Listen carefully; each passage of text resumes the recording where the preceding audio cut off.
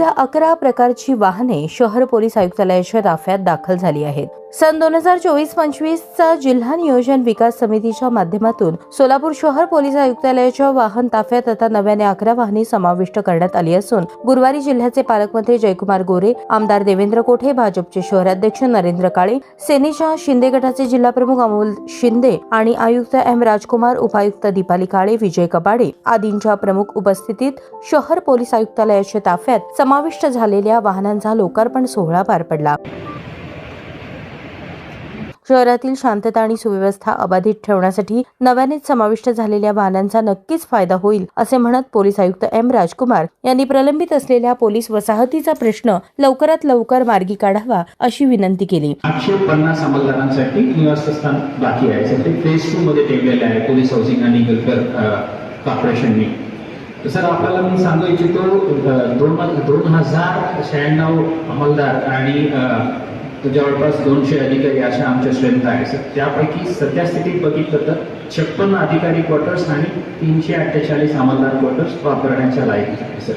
आता हे 308 क्वार्टर्स उपलब्ध झाल्यानंतरही आम्हाला ते अपुरी पडणार आहे. त्यामुळे हे फेज 2 लवकरात लवकर लागू झालं तर बरं राहील सर. सोबतच सर, आमचं पोलीस मुख्यालय जे आहे ते 1927चं बांधकाम आहे सर. ते ब्रिटिशकालीन पोलीस मुख्यालय आहे आणि आमचे सर्व जे शस्त्र आणि इतर जे महत्त्वाचे शस्त्रसाठा वगैरे जे आहेत सर्व त्याच इमारतीमध्ये आहे. त्या सिक्युरिटीच्या दृष्टीने नवीन पोलीस हेडक्वार्टर्सच्या गरज अत्यंत आवश्यकता आहे सर. सो आपला पाठपुरावा असला तर 100% ते होईल असा आमच्या अपेक्षा आहे सर. आवश्यकतेनुसार पोलीस ठाण्याकरता नव्याने इमारत बांधण्यासाठी निधी उपलब्ध करून दिला जाईल अशी ग्वाही पालकमंत्री जयकुमार गोरे यांनी यावेळी दिली.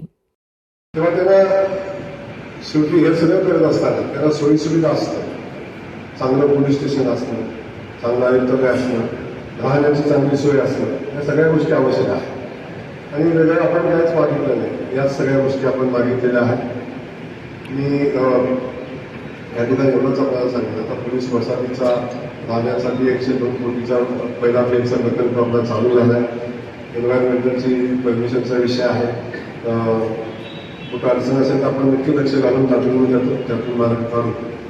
दुसऱ्या फेजचंही काम आपण तातडीनं प्रस्ताव आपण दिला असेल तर मी एवढंच सांगतो की मुख्यमंत्री मोदी यांच्याकडे त्या प्रस्तावाचा फॉलोअप घेऊन जो प्रस्ताव तातडीने दुसऱ्या फेजचा आपण मंजूर